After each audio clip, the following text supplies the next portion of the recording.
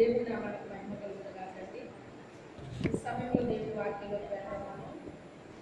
మత్తయి రాసిన సువార్త 5వ అధ్యాయం 16వ వచనం. మత్తయి రాసిన సువార్త 5వ అధ్యాయం 16వ వచనం. మనుషులు మీ సత్క్రియలను చూసి పరలోకమందున్న మీ తండ్రిని మహిమపరచినట్లు వారి ఎదుట మీ వెలుగు ప్రకాశించబడింది. నిన్న ప్రార్థన చేసింది. స్తోత్రం నాయన, స్తోత్రం తండ్రి, స్తోత్రం ప్రభా, పరిశుద్ధాత్మ దేవుడా మీ వందనాలు స్తోత్రాలు తండ్రి. ఆత్మ ప్రభువారు మీ వందనాలు స్తోత్రాలు చెల్లించుకుంటున్నాం. రాజా రక్షక మీకే స్థుతులు వందనాలు అయ్యా, స్తోత్రాలు తండ్రి. పరిశుద్ధాత్మ దేవ ఇంతవరకు మీ బిడ్డలు చక్కని గానాలు చేసి నాకు ప్రభా తండ్రి ఈ సమయంలో నాయన ఈ దివ్య వాక్యం ద్వారా మాతో మాట్లాడండి నాయన. మీ మైక్ శబ్దం దొరుకుతున్నాను మించిన దూరం మీ దివ్య వాక్యం బయలుపెట్టి అందరినీ దర్శించి స్పర్శించి పరశుద్ధాత్మ కార్యం కొరకుగా జరిగించండి. పరిశుద్ధాత్మ దేవుడా ఇందులో ఉన్న గూఢమైన సంగతి, రహస్యమైన సంగతులు మీ రాజ్య మర్మాలే తెలియచెప్పండి నాయన. పరిశుద్ధాత్మ తండ్రి అయ్యా నూతనమైన శైలిలో నాయన బోధించడానికి నూతనమైన ప్రత్యక్షత మాకు అనుగ్రహించండి నాయన. నూతనమైన అభిషేకంతో నింపుతండి. పరిశుద్ధాత్మ దేవుడా మీరే కారుణ్యం చేయమని యేసు అతి పరిశుద్ధ నామములో అడిగి వేడుకుంటున్నాము తండ్రి. హల్లెలూయా. ఇక్కడ మత్తయి గారు రాస్తూ ఏమంటున్నారంటే ఆయన మనుషులు మీ సత్క్రియలను చూచి పరలోకమందున్న మీ తండ్రిని మహిమపరిచినట్లు వారి ఎదుట మీ వెలుగు ప్రకాశింపనివ్వండి. అయితే సత్క్రియ, మనము సత్క్రియ చెయ్యాలని దేవుడు కోరుకుంటున్నాడండి. ఎందుకు సత్క్రియ చేయాలని కోరుకుంటున్నాడో, మనం సత్క్రియ చేస్తేనట ఎవరికి మహిమ వస్తుందంటండి? దేవుడికి మహిమ వస్తుందంటండి. ఎవరికి మహిమ? దేవుడికి మహిమ వస్తుందంటండి. సత్క్రియ అంటే ఏంటి? మంచి క్రియ. సత్క్రియ అంటే ఏంటి? మంచి క్రియ అన్నమాట అండి. దేవుడి బిడ్డలమైన మనము మంచి క్రియలు చేసే బిడ్డలుగా ఉండాలండి. మంచి క్రియలు చేసే బిడ్డలుగా ఉండాలండి. అయితే మనం ఎప్పుడైతే మంచి క్రియలు చేస్తామో మన తండ్రికి మన వల్ల ఏం కలుగుతుందంట? మహిమ కలుగుతుందట. అందుకే మీరు సత్క్రియ చేయాలి. మనుషులు మీ సత్క్రియలను చూచి పరలోకమందున మీ తండ్రిని మహిమపరచినట్లు వారి ఎదుట మీ వెలుగు ప్రకాశింపనీయుడి. మన వెలుగు ప్రకాశించాలటండి. ఎవరి ఎదుట? మనుషుల ఎదుట. మనం ఎప్పుడైతే వెలుగు బిడ్డలుగా మనం ఉన్నామో మనము చేసిన సత్క్రియ వల్లట అనేక మంది ఎవరిని మహిమపరుస్తారటండి? దేవుని మహిమపరుస్తారట. ఎందుకు దేవుని మహిమపరుస్తారు మీరు అంటే, మనం చేసిన క్రియను చూసంట వీరు దేవుడి పెట్టేమో, అందుకే వీడు ఎలాగా ఉంటారు, అందుకే వీడు ఎలా ఉంటారు అని. నాకు 3 బిడ్డలండి, చిన్న బిడ్డలు. వాళ్ళు చాలా పని ఉండేదన్నమాట. పని మనుషులు దొరికేవాళ్ళు కాదు. పెట్టుకున్న వాళ్ళ వారం రోజులు కూడా పనిచేసేవారు కాదండి. పని చేయకపోతే చాలా ఇబ్బంది పడేవాళ్ళం అన్నమాట. మీకు తెలుసు మరి 3 పిల్లలతో మరి పని ఎలా ఉంటుందో మీకు తెలుసు. అన్ని సౌకర్యాలు కూడా లేవు ఆ టైంలో. అది మీకు తెలిసే ఉంటుంది. మీతో కొంతమందికి అడ్డతేరులనే ఆ గ్రామంలో మేము ఉండేవాళ్ళం అన్నమాట. అయితే నీళ్ళు సదుపాయం లేదండి అక్కడ. ఎక్కడో ఉండేది బోరు, అక్కడికి వెళ్ళి మేము తెచ్చుకోవాలన్నమాట. చాలా ఇబ్బంది పడిపోయేవాళ్ళం అండి. ఉదయం నేను తెల్లవారుజాము 4 లేస్తే నాకు మొత్తం వర్క్ అయ్యేటప్పటికి మధ్యాహ్నం 1 గంట 2 అయ్యేదండి. అలాగ ఆగకుండా పనిచేసేది అన్ని పనులు చేసుకోవడానికి. ఒక్కొక్కసారి నేను భోజనం చేశానేమో అనుకుంది, చేసేదాన్ని కాదు. అయ్యగారికి నాకు చేసుకుంటే నా అన్నం మిగిలిపోయేది అనమాట. ఈ అన్నం ఎందుకు మిగిలింది అనుకుంటే నేను భోజనం చేయలేదు కాబట్టి అని అప్పుడు తెలిసేది. నాకు మిగిలితే తెలిసేది అనమాట. అంటే నాకు నేను భోజనం చేశానో లేదో కూడా నేను మర్చిపోయేదాన్ని. అంత పని ఉండేదన్నమాట.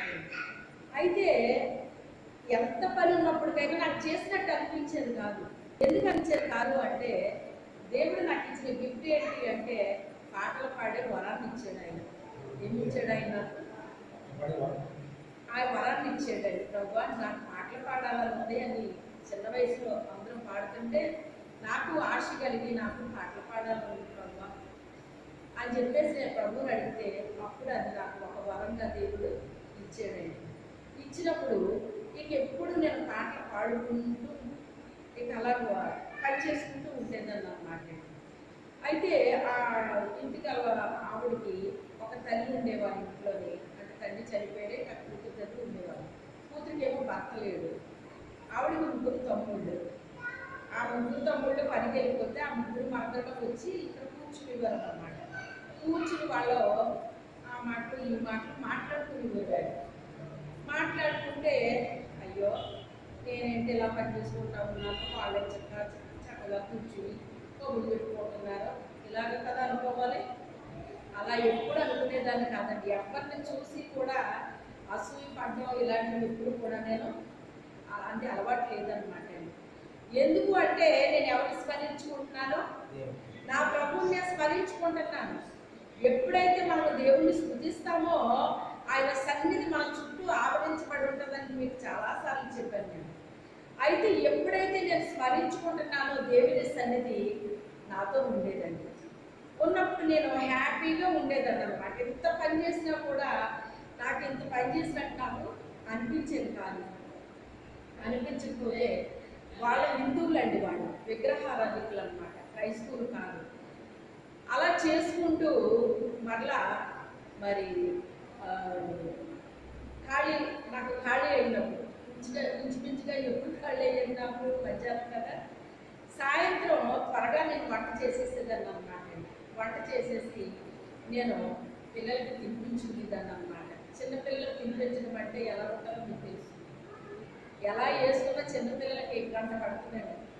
వాళ్ళ దగ్గర సరిగ్గా నోట్లో పెట్టుకున్నా నమ్మలండి. తినేసి పిల్లలైతే పర్వాలేదు, కానీ తినని పిల్లలంటే చాలా ఇబ్బంది అనమాట. అందుకే వాళ్ళకి నేను భోజనం తినిపించడానికి నాకు ఇంచుమించుగా 1 గంట వేసుకునేదాన్ని అనమాట. అందుకే నేను త్వరగా వంట ముగించుకునేదాన్ని అనమాట. ముగించుకొని ఆ అమ్మ తీసుకొచ్చి వీధులు ఉండేదన్నమాట అండి. తర్వాత మా ఇంటి ముందే ఇలాగే ఇప్పుడు మనకి బస్సులు వెళ్ళేది ఉంటే ఎలా ఉందో అదే అలాగే ఉంటుంది. అయితే ఆ ఎరుగు మీద కూర్చుని వాళ్ళు కూర్చుని కబుర్లు చెప్పుకునేవారు. నేనేమో పిల్లలకి అన్నం తినిపించుకునేదాన్ని. తినిపించుకుంటూ ఈ వీళ్ళకి అన్నం తినిపించడం అయిపోతే కనుక నేను వాళ్ళతో 2 మాటలు దేవుని గురించి చెప్పేదాన్ని. నాకు అలవాటు. 2 విత్తనాలు అలా చల్లితేనే కానీ నాకు తృప్తి ఉండదండి. దేవుని గురించి నా దగ్గరికి వచ్చిన వాళ్ళకైనా నేను ఎక్కడికైనా వెళ్ళినా నా ప్రభు గురించి నేను చెప్తేనే కానీ నా మనసులో తృప్తి ఉండదన్నమాట. ఏదో ఒకటి మొత్తం మీద నేను చెయ్యాలి. నా ప్రభు గురించి నేను చెప్పాలి. చెప్పడమే కాదు, మనలో క్రియ ఉండాలండి. చెప్పేది ఒకటి, మనలో ఉన్న క్రియను కూడా చూస్తారు వాళ్ళు. అందుకే పౌలు అంటాడు కదా, ప్రజలు మనల్ని చదువుతారు, మన పత్రికలా ఉండాలి అని చెబుతాడండి. ఒక పత్రికలాగా ఉండాలి. అయితే వాళ్ళు నన్ను ఎలా చదువుతున్నారు ఎంతకేనే నాకు తెలియదు, నన్ను ఎలా చదువుతున్నారని నాకు తెలియదు ఎంతకేనే. అయితే నేను కొంచెం టైంలో 2 విత్తనాలు అలా చల్లేసేదాన్ని అనమాట. నా ప్రభు గురించి నేను ఏవో 4 మాటలు అని చెప్పేదాన్ని. అలా చెప్పి మళ్ళీ వాళ్ళ కోసం నేను ప్రార్థన చేసేదాన్ని. ప్రభా నేను చెప్పేది నేను చెప్పాను, మీరు వాళ్ళలో కార్యం చేయండి నాయన అని వారి కొరకు నేను ప్రార్థన చేయడం చేసేదాన్ని. ప్రతిదినం వారి కొరకు ప్రార్థన చేసేదాన్ని అండి. అయితే ఈ చిన్న పిల్లలు కనుక చర్చికి వెళ్ళినప్పుడు అది నాకు చాలా మరి ఇబ్బందిగా ఉండేది. ఇంచుమించుగా పాటల వరకే నేను వెనకాల కూర్చునేదాన్ని అండి. ఆ పాటలు అయిపోయిన తర్వాత గుమ్మ దగ్గర కూర్చునేదాన్ని. నాకు ఎవ్వరూ చెప్పలేదు, అమ్మ మీ పిల్లలు తీసుకెళ్ళి బయటకు వెళ్ళిపోండి అని ఎప్పుడు పాస్టర్ గారు కానీ ఎవరు నాకు చెప్పలేదు. ఎందుకు చెప్పలేదు నేను ఎదుర్చుకోలేదు. ఎందుకు అంటే వాక్యం వినడానికి అందరూ ఇష్టపడతారు కదా, నా పిల్లల వల్ల వాళ్ళు ఇబ్బంది పడకూడదు అని చెప్పి నేనే బయట కూర్చునేదాన్ని అనమాట. అది ఎత్తరులు అనమాట. మళ్ళీ ఆ కిందడిపోతారేమో అనమాట. వాళ్ళు చూసుకోవాలి, ఓ పక్కన వాక్యం వినాలి, ఓ పక్కన వాళ్ళు కిందడిపోతారేమో చూసుకోవాలి నేను. అయితే ఇన్ని ప్రాబ్లమ్స్ ఉంటాయి అన్నమాట అండి. అలా అని చెప్పి చర్చి మారడం నాకు ఇష్టం ఉండదు, చర్చికి వెళ్ళిపోయేదాన్ని. అయితే మొత్తం మీద ఈ ఏళ్ళు విగ్రహారాధికులు కదా, ఏళ్ళు నన్ను ఎలా చూస్తున్నారంటే ఏంటి ఈవిడ ఎంత పని చేసుకుంటూ ఆ దేవుడిని అలా స్మరించుకుంటూ ఉంటుంది ఈవిడి అని చెప్పి నన్ను చూసి వాళ్ళకి ఆశ్చర్యం అనిపించింది అన్నమాట. ఎందుకు అంటే చాలామంది క్రైస్తవులు చూస్తారు కదండి, చూస్తారా చూడరా? చూస్తారు. హిందువులు దేవుడి బిడ్డలమైన మనల్ని ఇంకా నిశ్చితంగా పరిశీలన చేస్తారండి వాళ్ళు. అందుకే మనము మన ప్రవర్తన, మన యొక్క జీవన శైలి ఇదంతా కూడా అనేక మందికి ఒక మాదిరి కనబడాలి అంటే మనం ఎలా ఉండాలంట? మనుషుల ఎదుట మనము ప్రకాశించాలటండి. ఎలా ప్రకాశించాలి? వెలుగుగా ప్రకాశించాలటండి. మనము చేసే క్రియ అది సత్క్రియ అయి ఉండాలటండి, మంచి క్రియ అయి ఉండాలటండి. ఇక్కడ ఇంతకీ నన్ను ఏం చూస్తున్నారు వాళ్ళు చూస్తారని నేను పాటలు పాడట్లే, వాళ్ళు వింటారని నేను పాటలు పాడట్లే. నా దేవుడిని నేను స్మరించుకుంటున్నాను, నా దేవుడిని నేను స్తుతించుకుంటున్నాను, నా దేవుడిని నేను ఆరాధించుకుంటున్నాను. ఎప్పుడైతే నేను స్తుతిస్తున్నానో ఆరాధిస్తున్నానో నేను చేసే పని ఎంత చేస్తానో నాకు తెలియట్లేదు. మీరు ఆలోచించండి, తెల్లవారుజామున లేచి 1 గంట 2 గంటల వరకు మానకుండా పనిచేయటం అంటే ఎంత ఎనర్జీ కావాలి మనిషికి. అందులోకి అప్పటికి మా చిన్న పాప మూడో నెల లాగా వచ్చింది అంతే అండి. వారం 10 రోజులకి 3వ నెల రాగానే వెళ్ళిపోయింది. ఎందుకంటే ఆయనగారికి హోటల్ భోజనం పడదు, ఆయనకి తల్లిదండ్రులు లేరు, ఇక వాళ్ళ తరపుళ్ళు ఎవరు చూసేవాళ్ళు కాదు, ఆయన్ని మమ్మల్ని చూసేవాళ్ళు కాదండి వాళ్ళు. అందుకే ఇక ఆయన మేమే పట్టించుకునేవాళ్ళం అన్నమాట.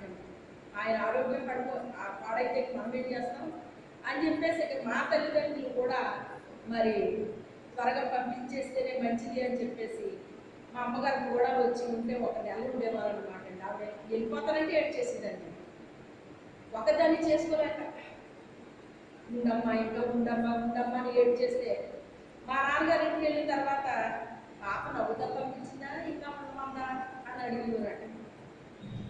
మా అమ్మ లేకపోతే మా నాన్నకి ఇబ్బంది అంటే భోజనం పెట్టేవాళ్ళు ఉన్నారు, ఒక భోజనం పెడితే వాళ్ళకి సరిపోదు కదా. అయితే నీ కూతురు ఊరికినే పంపించద్దా, వెళ్ళొద్దు ఇంకా ఉండని ఏడిసింది అన్నదండి. ఏడిస్తే వచ్చేసేవా నువ్వు? ఇంకెప్పుడు కూడా తను నవ్వుతా పంపించాలి కానీ ఏడిస్తే మాత్రం నువ్వు అసలు రావడానికి వీల్లేదు. తను ఎప్పుడు సంతోషంగా పంపిస్తే అప్పుడే రావాలని రూల్ పెట్టారండి మా నాన్న. ఇబ్బందులు నేనన్నా పడతాను కానీ పాపను మాత్రం ఏడిపించడానికి వీల్లేదు అన్నమాట. ఎంత అంటే మాత్రం ఆవిడకి ఉంటారా మరి? ఉండదు. ఎందుకంటే మీకు తెలుసు, ఎందుకంటే ఆవిడ చేసే పని తెలియదు కానీ ఏదో వాళ్ళ ఇంటికి వచ్చేసి ఏదో తినేస్తుంది ఉండిపోతుంది అన్న ఇలాంటి పేర్లు వస్తాయన్నమాట అండి. వాళ్ళు మన ఇంట్లో ఉండి ఎంత పని చేశారన్నది అది అనవసరం. అలాంటి పేరు వస్తుందేమో అని ఈవిడికి ఫీలింగ్ అండి. ఇలా ఉండేది. ఆ ఫీలింగ్లో పక్కన పెట్టమ్మా నా కోసం ఉండని నేను బతిమాలుకునేదండి మా అమ్మ. ఇలా ఉండేది పరిస్థితి. అయితే ఏది ఏమైనప్పటికైనా అలాంటి టైంలో కూడా దేవుడు తన యొక్క శక్తితో నన్ను నింపి నాకు ఆరోగ్యాన్ని ఇచ్చి ఏ ప్రాబ్లం కూడా రాకుండా నేను పిల్లలు ఆపరేషన్ కూడా చేయించుకుని వెళ్ళాను అనమాట. వెళ్ళినప్పుడు మరి అంత సమస్య ఉంటుందో మీకు తెలుసు, కానీ నా టైంలో చేయించుకున్న వాళ్ళు అందరికీ మళ్ళీ పెద్ద ఆపరేషన్ పడ్డాయి, నాకు పడలేదు. హల్లెలూయా. నా దేవుడు నాకు సహాయము చేశాడు. అయితే ఆ రీతిగా నేను ఎప్పుడైతే దేవుడిని స్మరించుకుంటున్నానో దేవుడు తన శక్తితో నన్ను నింపుతున్నాడు. నాకు అలసట రావట్లేదు, నాకు నీరసం రావట్లేదు, ఏమీ రావట్లేదండి. ఇది అంతా కూడా వీళ్ళు ఏం చేస్తున్నారు, నన్ను గమనిస్తున్నారు. గమనించి అసలు ఏంటి ఈవిడి ఎప్పుడు ఆ దేవుడిని స్మరించుకుంటూ చేసుకుంటుంది ఈవిడి అని చెప్పి వాళ్ళకే నా గురించి సంభాషణ జరిగేదటండి. సంభాషణ జరిగేది. పోనీ వచ్చి మనతో కాసేపు కూర్చుందామన్నా కూడా ఆవిడకి వీలు పడట్లేదు. ఒకవేళ అలాగ కొంచెం టైం ఉన్నా కూడా ఆ దేవుడి గురించే మళ్ళీ మనకి చెప్తుంది ఇవి. అంతేకాని వేరే మాటలు ఇప్పుడు మనకి చెప్పరు అని అదంతా వాళ్ళకి ఆశ్చర్యాన్ని కలిగించిందంట. కలిగించి వాళ్ళు అన్న మాట ఏంటంటే చివరికి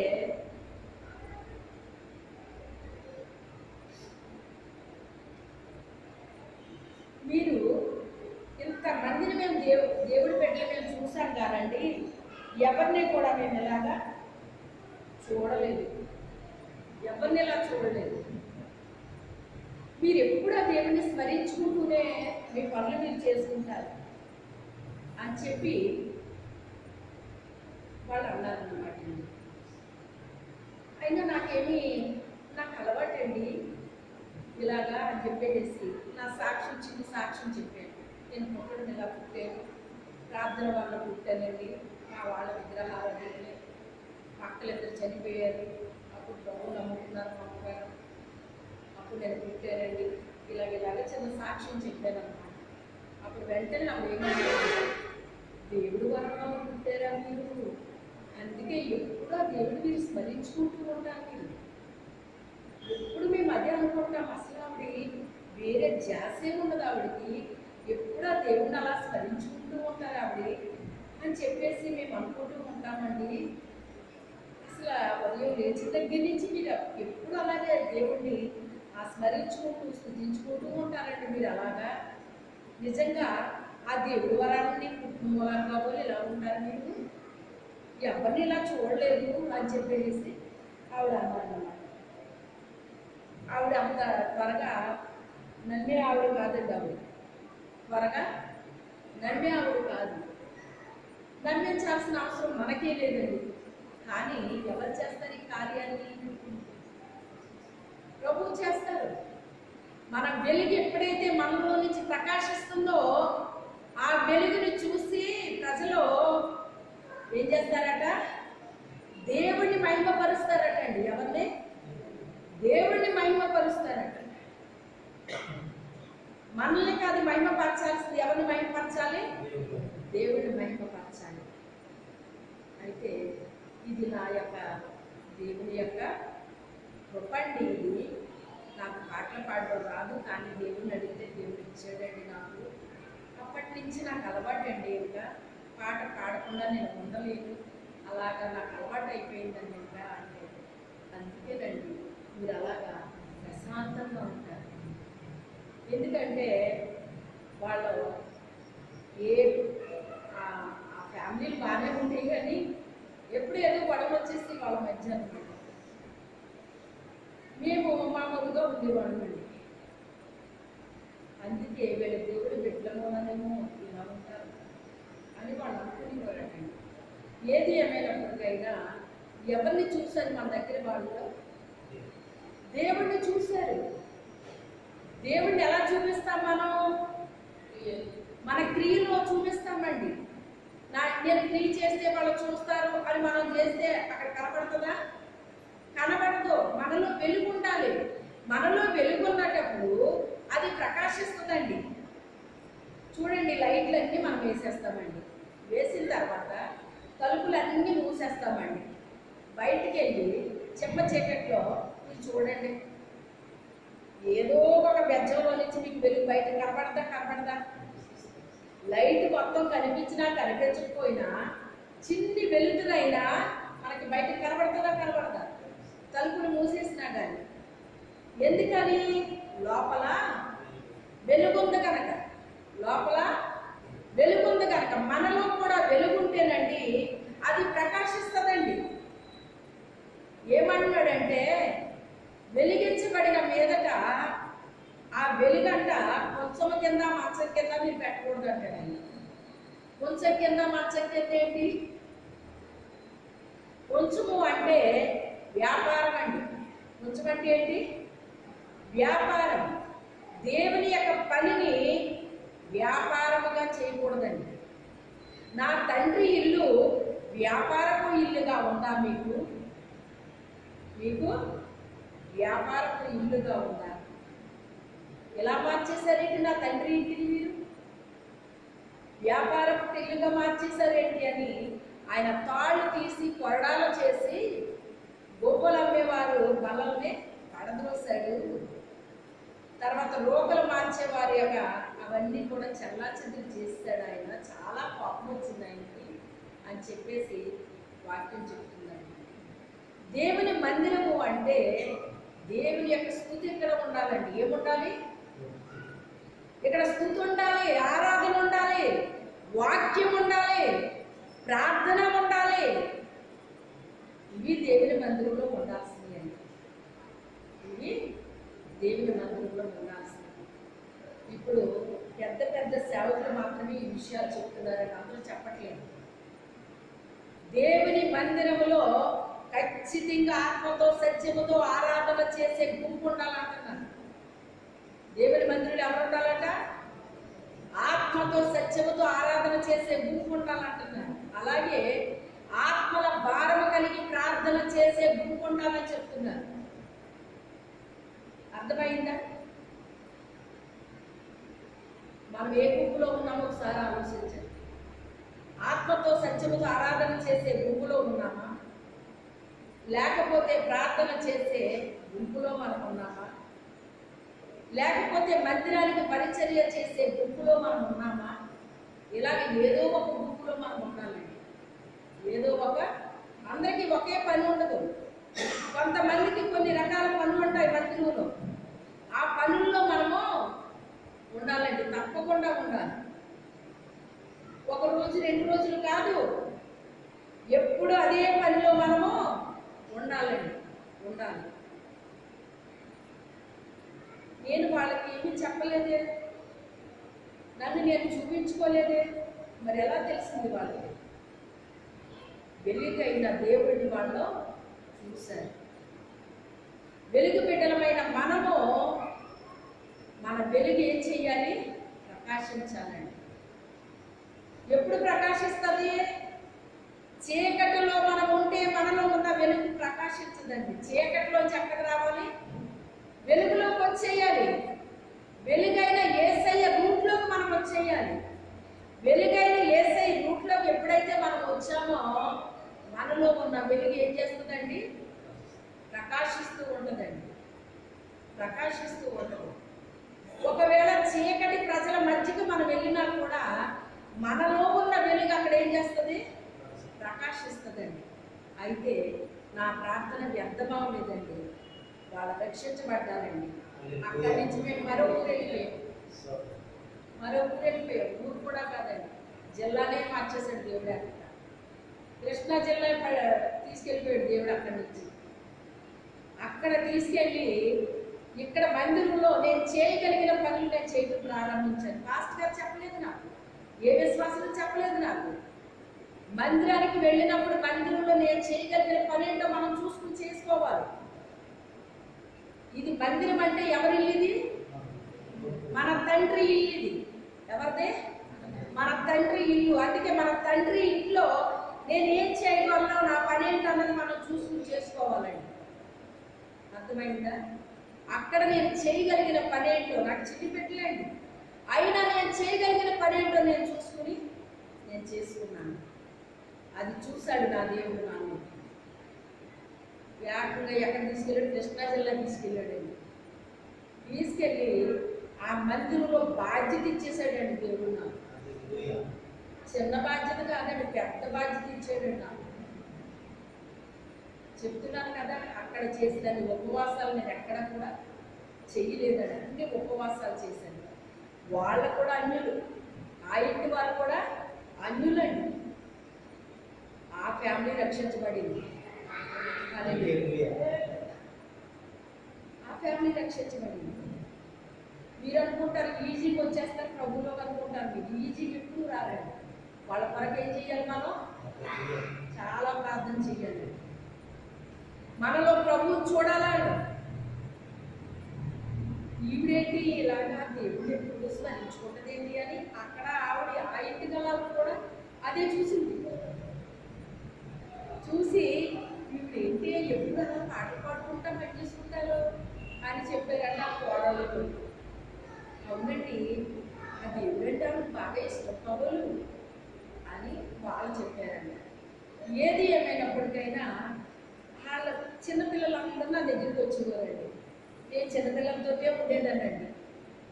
ఇప్పుడు దేవుడు కట్ చేశాడు ఆ పని నాకు. నేను కట్ చేసుకోలేదు, ఆయన కట్ చేశాడు. అది ఇంకా చాలు, పిల్లలతో ఆడింది చాలు. ఇంకా ఏమంటామండి మనం, ఇంకా చిన్నపిల్లలు కదమ్మా పిల్లలతో ఆడుకోవడానికి అని అంటారా. అలాగా చిన్నపిల్లలు నా దగ్గరికి వచ్చేసేవారండి. వాళ్ళ అమ్మ ఓడి దగ్గరికి వెళ్ళిపోతారు, నా దగ్గరికి వచ్చేవారు. స్కూల్ నుంచి రాగానే పరిగెత్తుకుని నా దగ్గరికి వచ్చేసేవారు. అయితే వాళ్ళని నేనే భరించిందండి. ఎందుకని బాబోయ్ వాళ్ళు అలాగే మీరు ఎలా భరిస్తున్నారంటే అనేవారు. మీకే ముగ్గురు పిల్లలు ఉన్నారు, మళ్ళీ మా పిల్లలు అలాగే మీరు ఎలా భరిస్తున్నారంటే అనేవారు. అసలు అది నాకు అలాగే అనిపించింది కాదు. వాళ్ళని కూర్చోబెట్టి వాళ్ళు నాకు కథలు చెప్పమంటే, నన్ను కథలు చెప్పమంటే నాకు ఏ రావు కానీ ఇవే వచ్చేది నేను. అయ్యే చెప్పండి ఆంటీ గారు అనేవారు. ఈ బైబిల్లో ఉన్న కథ పిల్లలు చెప్తుంటే అవి విన్న ఆ పెద్ద ఆవిడ ఆకర్షింపబడింది. తల్లి ఆకర్షింపబడి ఒక రోజు వచ్చి కొన్ని విషయాలు నన్ను అడిగారు. అడిగితే నేను చెప్పాను. ఆవిడలో క్రియ జరగడం మొదలుపెట్టింది. మరి ఆ ఇంటి వరకు మేము ప్రార్థన చేస్తాను కదా, ప్రభా మరి ఇంట్లో మేము రెట్టుకొచ్చాము, ఈ బిడ్డలు మీరు రక్షించండి అని ప్రార్థన చేస్తున్నాం కదా. మరి ఆ ప్రార్థనకి జవాబుగా దేవుడు మొత్తం మీద అన్ని దర్శించాడండి. దర్శించినప్పుడు ఆవిడ పూజలు మానేసింది. పూజలు మానేస్తే ఇంకా అల్లరి చేసేసారండి వాళ్ళు. అత్త మామ అందరూ కలిసి చాలా ఇబ్బంది పెట్టేశారు. ఆవిడ నువ్వు వచ్చిన పోలాగే నువ్వు ఇంట్లో ఆ దేవుళ్ళకి వెళ్ళిపోయే వరకు అది ఇదని కొంతకాలం ఆవిడ యాక్ట్ చేశారు. పూజ చేయకుండా యాక్ట్ చేశారు. ఎంత యాక్ట్ చేసినా ఇప్పటికప్పుడు బయటపడిపోతుందండి. బయటపడిపోయేసరికి చివరికి ఇంకేం చేస్తుంది ఆవిడ, ఇంకా ఆ రకంగా మొత్తం మీద ఏది ఏమైతే ఆ కుటుంబం అంతా రక్షించబడిందండి. ఆ కుటుంబం అంతా రక్షించబడింది. అప్పుడు మా పాస్టర్ గారు కొంతకాలం అయిపోయిన తర్వాత, అమ్మ మీరున్న ఇంటి గల వాళ్ళు ఆ ఫ్యామిలీ రక్షించబడ్డారమ్మా అని చెప్పి నాకు చెప్పారండి. ఎంత సంతోషమండి. మనం రెంట్కున్నా లేకపోతే ఎవరైనా కావచ్చండి, రెంట్కున్నామనే కాదు కానీ ఎవరైనా కావచ్చు. వారి వరకు మనం ఏం చేయాలి? ప్రార్థన చేయాలి. ప్రభు పేరట మనం చిన్న పని చేసినా కూడా ప్రభు మనల్ని గుర్తిస్తాడండి. ప్రభు మనల్ని గమనిస్తాడండి. ప్రతిఫలాన్ని ఎప్పటికైనా ఇచ్చేస్తాడండి. ఆ సంఘ భారాన్ని బాధ్యతని ఎప్పుడైతే దేవుడు నాకు ఇచ్చాడో అది నేను భుజాన్ని వేసుకున్నానండి. అది చిన్న విషయం కాదండి. చాలా స్ట్రగుల్ అయిపోయానండి నేను ఆ టైంలో. కానీ నాకు ఇచ్చిన బాధ్యత నేను విడిచిపెట్టలేదు. తెలుసా, దేవుడు ఒక బాధ్యతను మనకి మందిరంలో ఇచ్చాడంటే 600 అయినా 106 అయినా మనము ఆ పనిని ఏం చేయాలి? తప్పకుండా చేయాలండి. శ్రమ వచ్చేస్తుంది, రాదని నేను చెప్పట్లా. ప్రభువు కోసం ఎప్పుడైతే నిలబడ్డామో అప్పుడే మొదలవుతుందండి. అది చాలా ఇబ్బందులు ఫేస్ చేయాల్సి వస్తుందండి. ఎన్ని ఇబ్బందులైనా నా మనసులో ఒక్కటే ఉండేదండి, నా ప్రభు ఈ పని నాకు చెప్పారు, ఖచ్చితంగా ఈ పని నేను చెయ్యాలి. ఇది ఎవరికి ఇష్టం ఉండదు, ఎవరికి ఇష్టం లేకపోతే ఏది ఏమైనప్పటికైనా ఆ పని నేను చెయ్యాలి అని నా మనసులో తీర్మానం నోటితో చెప్తే చేయలేదు. తీర్మానం ఎక్కడ ఉండాలి? హృదయంలో ఉండాలి. మన హృదయంలో తీర్మానం చేసామంటే తప్పకుండా మనం ప్రభు పని చేయగలుగుతాం. అక్కడే మన నమ్మకత్వాన్ని చూస్తాడు దేవుడు. నోటుతో చెప్పచ్చు, చెప్పకపోవచ్చు, అది వేరే విషయం. నోటితో చెప్పే పని ఏమీ అవసరం లేదు. నేను ఇలా చేసేస్తానండి, అలా చేసేస్తానండి అని మనం నోటితో చెప్తే ఆ పనిని మనం చేయలేకపోవచ్చు అన్నమాట అండి. నోటితో చెప్పే కంటే క్రియలో చేయడం, క్రియ చూస్తాడండి దేవుడు. ఏం చూస్తాడు? మన క్రియను చూస్తాడండి. ఆ మందిరపు బాధ్యత ఎప్పుడైతే నేను భుజాన్ని వేసుకున్నానో చాలా ఇబ్బందులు నేను అనుభవించాల్సి వచ్చిందండి. ఆ ఇంటి గలావిడే నాకు వ్యతిరేకంగా లేచిపోయిందండి. నేను ప్రార్థన నుంచి ఇంటికి వెళ్ళేసరికండి సాతాను ఆమెలో ప్రవేశించేసి చాలా పెద్ద కేకలేసింది అన్నమాట అండి. డైరెక్ట్గా కాదు, ఇండైరెక్ట్గా. అప్పుడు నాకు అర్థమైపోయేది, ఆవిడకి నేనంటే చాలా ఇష్టం, ఇది నువ్వు చేస్తున్న పని. ఎవరో శత్రువు, మన శత్రువు పనిచేస్తాడు అవతల వాళ్ళు, అది గ్రహించాలి మనం. ఎప్పుడైతే ప్రభువులో మనం ఎక్కువ కొంచెం డీప్గా వెళ్తున్నామో, మనం పై ఉంటే మన జోలికి ఏమీ రాదు. నీకు ఏ శ్రమ రావట్లేదు ప్రభు గురించి అంటే నువ్వు ఎక్కడున్నావు? నువ్వు లోతుకి వెళ్ళలేదు, పై ఉన్నావు అంతే. నువ్వు లోతులకి వెళ్తుంటే శ్రమ మొదలవుతుంది.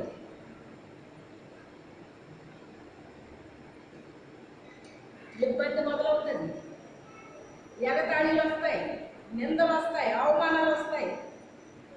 అంటే ప్రభువులో మనం ఎక్కడికి వెళ్తున్నాం? కొంచెం లోతుకి వెళ్తున్నాం అనమాట అండి. చాలా ఇబ్బందులు వచ్చేసి నాకు. ఎన్ని ఇబ్బందులైనా దేవుని మహాప్రభు వల్ల ఏంటంటే దుష్టుడు ఎంత కార్యం చేస్తాడో నాకు అంత పట్టుదల వస్తుందండి. ఏంటి? దుష్టుడు ఎంత కార్యం చేస్తాడో నాకు అంత పట్టుదల వస్తుంది. ఎందుకంటే లోకంలో ఉన్నవాడి కంటే మీలో ఉన్నవాడు గొప్పవాడు అన్నాడు ఆయన. లోకంలో ఉన్న నీకే ఎంత ఉంటే సృష్టికర్త నాలో ఉన్నాడు, నాకెంత ఉండాలి? గొప్పవాడు నాలో ఉన్నాడు, నేను ఎందుకు తగ్గాలి అనే ఒక రోషం ఉంటుంది అనమాట. ఏలియా ఎలా జీవించాడట? రోషముతో జీవించాడు. ప్రభు కొరకు మనకి ఏముండాలి? రోషం ఉండాలి, అంతే తప్ప రాజీ పడిపోకూడదండి. లోకముతో, సాతానుతో, పాపముతో రాజీ పడిపోకూడదండి. రాజీ పడిపోకూడదు. రాజీ పడితే ఏది సాధించలేము. రాజీతత్వం ఉంటే ఏమీ సాధించలేమండి. మీరు వెలిగారు బాగానే ఉంది, వెలిగించమంటారు బాగానే ఉంది, మీరు వెళ్ళి కొంచెం కిందో మంచం కిందో ఉన్నారంటే ఆరిపోతుంది అన్నాడు ఎంత ఆయన. భక్తిహీనుల దీపము కారు చీకటిలో ఆరిపోద్దటండి. భక్తి కలిగి ఉన్నారో ఆ భక్తిలో నుంచి ఏం చేయాలి? ఇంకా భక్తిలోకి వెళ్ళాలి. హీన దశలోకి రాకూడదండి. ఒకప్పుడు చాలా బాగుండేవారు, కానీ ఇప్పుడు ఎంత హీనమైపోయారేటండి అంటో. వీళ్ళ స్థితి ఏంటండి ఎంత హీనమైపోయింది అంటే ఒకప్పుడు ఉన్నది ఏమీ కూడా ఇప్పుడు లేదు. వెలగాలి, వెలగాలి.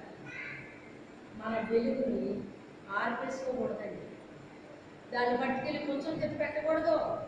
వ్యాపారంగా మార్చకూడదు. మనం వ్యాపారం చేయమన్నాడు దేవుడు. ఎలా చేయమన్నాడు ఆయన? ఆయన మనకి తలాంతులు ఇచ్చాడు. ఆ తలాంతులతో ఏం చేయాలి? మంచి వ్యాపారం చేయాలి. ఏం వ్యాపారం? మంచి వ్యాపారం చేయాలి. మంచి వ్యాపారం ఉంది, దుర్వ్యాపారం ఉంది. తప్పిపోయిన కుమారుడు ఏం వ్యాపారం చేశాడు? దుర్వ్యాపారం చేశాడు. అతను వేశ్యలతో కూడాడు. వెళ్ళి వేశ్యలతో కూడితే మంచి వ్యాపారం ఉండదు, ఇంకా అక్కడ దుర్వ్యాపారం మొదలవుతుంది. వాళ్ళకి తెలియదు అది ఏ వ్యాపారం, వాళ్ళకి తెలియదు. ఆ దుర్వ్యాపారం చేసేసరికి వాళ్ళకి ఏమవుతుందో తెలుసా? లాస్ట్కి తిన్నాడంటే రొట్టె ముక్క ఉండదంటున్నారు. ఏముండదు? రొట్టె కాదు కదా, రొట్టె ముక్క కూడా ఉండదంటున్నాడు. రొట్టె తునక మాత్రం మిగులుతుంది అన్నాడు ఆయన. వేశ్యలతో సాంగత్యం చేయవారికి రొట్టె తునక మిగులుతుంది అని రాశాడు. వేశ్యలతో సాంగత్యం చేయి వారికి ఆయన ఆస్తి పాడు చేస్తారని రాశాడు ఆయన. దేవుడు మనకు ఆస్తి ఇస్తాడండి, ఆత్మీయ ఆస్తి ఇస్తాడండి. మనకి శరీర సంబంధమైనది ఇస్తాడు ఆయన, ఆత్మావసరమైనది ఇస్తాడు ఆయన. ఆ యొక్క సంఘ బాధ్యత ఎప్పుడైతే దేవుడు నాకు అప్పగించాడో, నేను భుజాన్ని వేసుకున్నానో, చాలా శ్రమ వచ్చేసిందండి. ఎంత శ్రమ అయినా నేను భరించాను, కానీ తీసి ఓ పక్కన పెట్టలేదండి. అంటే అందులో జయించాడు దేవుడు నాకు. హల్లెలూయా. పట్టుదల ఉంటే జయమిస్తాడు దేవుడు. మనకు అప్పగించిన పనిని వదిలిపెట్టకూడదండి. ఆ పనిని చేసుకుంటూ ముందుకు వెళ్ళాలి తప్ప వెనక్కి తిరగకూడదు. నాగటి మీద చెయ్యి పెట్టి వెనక్కి తిరుగువాడు నాకు పాత్రుడు కాదంటున్నాడు ఆయన. వెనక్కి తిరగలేదు. ఎంత శ్రమైన అనుభవిస్తున్నాను కానీ వెనక్కి తిరగలేదండి.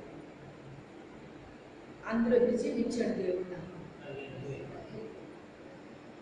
దాంతో పాటు ఆశీర్వాదాలు నా మీద ఇచ్చాడు. విస్తారమైన ఆశీర్వాదాలు. ఓ పక్కన సాతానుడు నష్టం కలిగించేశాడండి. మొదట నష్టాన్ని కలిగించేశాడండి. వాడు ఎంత నష్టాన్ని కలిగించాడో ఒక రాత్రి కలలో దేవుడు నాకు చూపిస్తున్నాడు. నాతో మామూలుగా మాట్లాడుతున్నారు, ప్రేమగా మాట్లాడినట్టు మాట్లాడుతున్నారండి కొంతమంది జనాలు మా ఇంటి దగ్గర వాళ్ళు. కానీ వెనకాల ఏమనుకుంటున్నారంటే మా భలేగా అయింది అంటే అని నవ్వుకుంటున్నారటండి. క్రైస్తవులండి. ఎవరాళ్ళు? ఏ క్రైస్తవులలో? అప్పుడు అదే కలలో నేను అంటున్నాను, ఇది పోతే పోయింది. నా దేవుడు నన్ను దీవించాలనుకుంటే, ఆశీర్వదించాలనుకుంటే మరొక రీతిగా నన్ను దేవుడు దీవిస్తాడు, ఆశీర్వదిస్తాడు. ఇది పోయినందుకు నాకు ఏం బాధ లేదు. ఒకవేళ నిజంగా నన్ను దేవుడు దీవించాలనుకుంటే, ఆశీర్వదించాలనుకుంటే ఆయన మరొక రూపంలో నన్ను ఆశీర్వదిస్తాడని చెప్పాను నేను. వాళ్ళు అన్నారు, నేను తెలియకపోలేదు. కలలో జరిగింది. కలలో జరిగినప్పుడు ఏంటి వీళ్ళు ఇలా అనుకుంటున్నారా అన్నప్పుడు నేను అనుకున్నాను కానీ వాళ్ళ మీద నేను కోపం పెట్టుకోలేదండి, బాధ పెట్టుకోలేదు. కానీ ఒకరోజు నా నష్టమో జరిగిపోయింది. ఆ తర్వాత అంత దీవెన ఆశీర్వాదం కూడా దేవుడు నాకు రెట్టింపు దేవుడు నాకు ఇవ్వగలడు అని చెప్పాను చూసారా, అదే జరిగింది నా జీవితంలో. దేవుని పేరట ఏదైనా చేసినప్పుడు నష్టం వచ్చినప్పుడు కంగారు పడకూడదండి. చాలా మంది కంగారు పడిపోతారు. దేవుని పని చేస్తే ఆశీర్వాదాలు వచ్చేయాలి కానీ ఇదేంటి కష్టాలు వస్తున్నాయండి, ఈ శ్రమలు ఏంటి, ఈ బాధలు ఏంటి, ఇది వరకైనా హ్యాపీగా ఉండేవాళ్ళు అనుకుంటారండి చాలామంది. నీకు కష్టాలు నష్టాలు వస్తున్నాయి అంటే నిన్ను ఆశీర్వదించబోతున్నాడు దేవుడు. ఏం చేయబోతున్నాడు? ఆశీర్వదించబోతున్నాడు. అయితే నేను పడిన కష్టాలు దేనికోసం పడ్డాను? నా కోసం కానీ నా కుటుంబం కోసం కానీ కాదండి.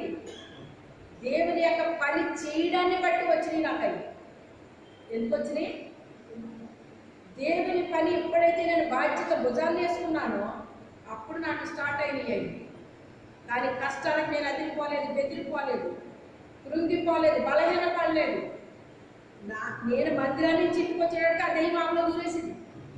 ఇష్టం వచ్చినట్టు మాట్లాడేది. ఎవరు మాట్లాడుతుందో ఎవరికి తెలియదు, కానీ నాకు తెలుసు. ఇది నువ్వు మాట్లాడే మాటలు నాకు తెలియదు అనుకుంటున్నావా? ఆవిడ అలాంటి ఆవిడ కాదు, నువ్వు మాట్లాడుతున్నావు ఇవన్నీ అని కామ్గా ఊరుకునేదాన్ని.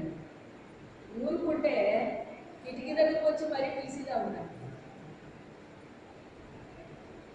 మనం డీప్గా ఎప్పుడైతే వెళ్తున్నామో అంత పిచ్చి కోపం వస్తుందండి మన మీద.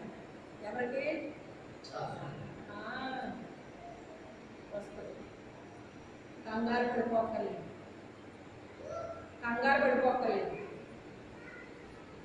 ఆ దెయ్యం తప్పుకోగానే నేను చేస్తారండి అని నవ్వుతా వెళ్ళి వచ్చి పంపించింది.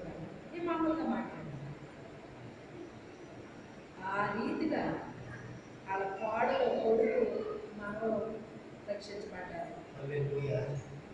మేము ఆ ఊరి నుంచి మళ్ళీ వేరే ఊరు వెళ్ళిపోయాము, ట్రాన్స్ఫర్ అయిపోయాము.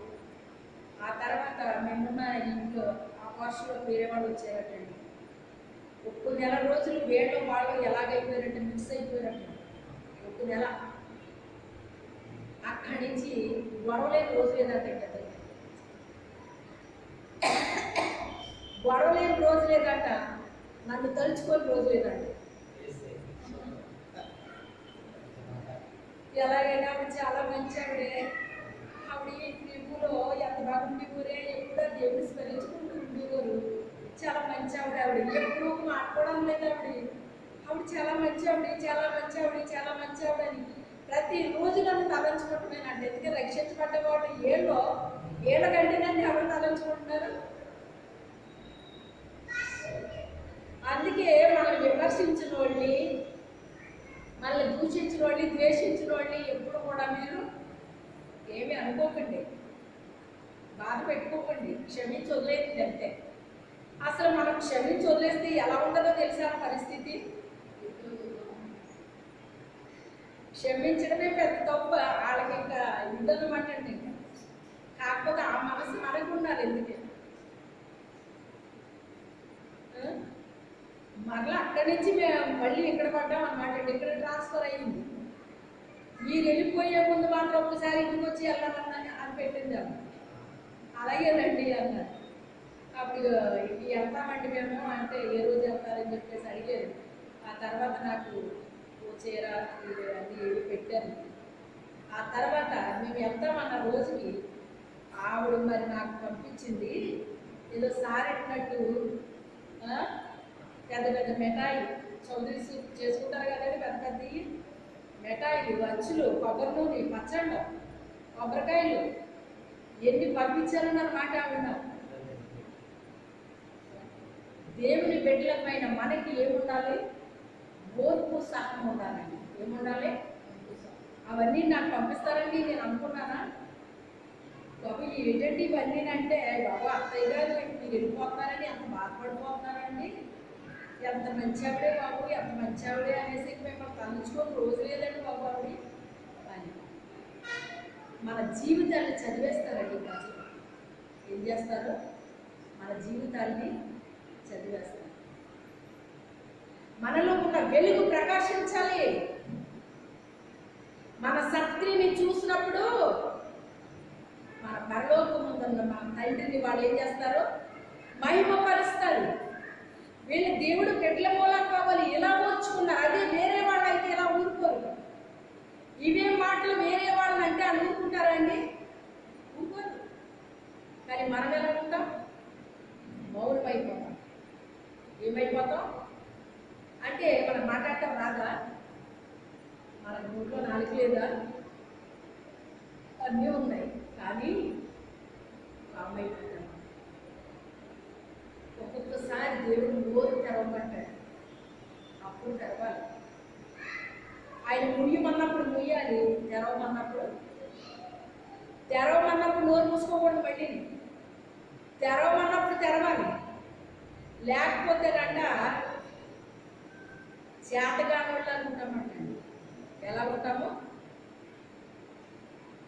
ఆపద్దరమందంట నోరు మూసుకుని ఊరుకుంటే చేతగాని వాళ్ళు కనబడతారు మీరు అంటాడు. అంటే అది మనకి తెలియాలన్నమాట అండి. ఎలా తెలుస్తుంది ఇది? మరి ఎప్పుడు తెరవాలి? ఎలా తెలుస్తుంది మనకి అంటే పరిశుద్ధాత్మ తండ్రి మనకు నడిపింపునిస్తాడండి. ఏమిస్తాడు ఆయన? పరిశుద్ధాత్ముడు మనకు నడిపింపునిస్తాడండి. ఆ నడిపింపు ఎప్పుడైతే మనకు ఉందో ఎప్పుడు ముయ్యలో మోస్తాం, ఎప్పుడు తెరవాలో తెలుస్తాం. అపవాది క్రియలను లయపరచడానికి ఆయన భూమి మీద కూర్చోడు. మనం సత్క్రియ చేస్తేనంట తలెత్తుకుంటామంటండి. సత్క్రియ చేయకపోతే తల తిప్పుకుంటాము. కుడి చేతితో దేవునికి ఇస్తేనంటే ఎడమ చేతికి తెలియకూడదటండి. అంటే రెండు చేతులు మనలోనే ఉన్నాయి. రెండు చేతులు మనలోనే ఉన్నాయి. ఒకసారి మా మందిరంలో మైక్ సెట్ లేదండి, మైక్ సెట్ కొన్నాం. తర్వాత ఫ్యాను, కాండం, ఇలా కంచెలని ఇలా కొన్ని కొన్నామన్నమాట. కొన్నప్పుడు కొంతమంది ఏమైనా సలహా చెప్పారంటే ఫ్యాన్ మీద మీ పేరు రాయించుకోండి అని చెప్తున్నారు. ఫ్యాన్ మీద పేరు రాయించుకోవడం ఏంటి అంటే కొంతకాలానికి నేను ఫ్యాన్ కొన్నానన్న విషయం మర్చిపోయి ఇంకొకరు కొన్నామని చెప్పుకుంటారు. చెప్పుకున్నానండి. నా దేవుని మందిరంలో నా దేవుని కొరకు నేను చేశాను ఇది. అంతేగాని ఎవరో చెప్పుకోవడం కోసం, ఎవరో చూడటం కోసం నేను చేయలేదు ఈ పని. నా తండ్రి కోసం నేను ఈ పని చేశాను. నాకు అలాంటి ఇష్టం ఉంటుంది అని చెప్పి నేను అసలు ఇష్టపడలేదండి. ఇప్పటికీ మనం చూస్తామండి, శైలి మీద పేర్లు ఉంటాయండి, పేర్ల మీద పేర్లు ఉంటాయండి, అక్కడ పేర్లు ఉంటాయి, ఇక్కడ పేర్లు ఉంటాయి. దేవుని స్తోత్రం. నాకేది ఏది ఉందో మీకు అదే వచ్చింది. ఎవ్వరూ కనిపరుచుకోవాలని ఇష్టపడరండి. నేను ఇది కొన్నాను, నా పేరు కనబడాలి ఇక్కడ, ఎవ్వరూ ఇష్టపడరా. ఎందుకంటే తల్లిని బట్టి బిడ్డలకి అలవాట్లు వస్తాయంటండి. నాకు లేని అలవాట్లు మీకు ఎక్కడ వస్తాయి? మనం కుడి చేతితో చేసింది ఎడమ చేతితో తెలియకుండా, ఆ రీతిగా మనం నీవు ధర్మము చేయనప్పుడు నీ కుడి చేతితో చేసింది ఎడమ చేయికి తెలియదు. అంటే నీలో ఒక భాగం అని. సంఘం అంటే మనం ఒక్కొక్కరు ఒక్కొక్క భాగం అని మాట్లాడి, ఒక చెయ్యి ఒక వ్యక్తి ఒక చెయ్యిలా ఉంటారంట, ఇంకో వ్యక్తి ఇంకో చెయ్యిలా ఉంటారు, ఒక వ్యక్తి వేలులాగా ఉంటారంట, ఇంకో వ్యక్తి చెవులాగా ఉంటారంట, ఒక వ్యక్తి కన్నులాగా ఉంటారంట, ఒక వ్యక్తి ముక్కులాగా ఉంటారంట, ఒక వ్యక్తి నోరులాగా ఉంటారంట, ఒక వ్యక్తి కాళ్ళలాగా ఉంటారంట. వీళ్ళందరూ కూడా ఎక్కడున్నారు? ఎక్కడున్నారండి? సంఘంలో ఉన్నారు. సంఘంలో ఒక్కొక్కరు ఒక్కొక్క అవయవలాగా ఉంటామంటండి మనం. కానీ హెడ్ మాత్రం ఎవరు? క్రీస్తే. సంఘానికి శిరస్సు ఎవరు? క్రీస్తు. ఆయన మనందరికీ తల. మనమందరం ఆయనలో ఎలా ఉన్నాం? మనం అవయవాల్లాగా ఉన్నామన్నమాట. చూడండి, కంటికి నొప్పి వచ్చింది అనుకోండి, వెంటనే ఏ స్పందిస్తా చెప్పండి కదా? వెంటనే చెయ్యాలి పదని ముట్టుకుంటుందా? ముట్టుకోదా?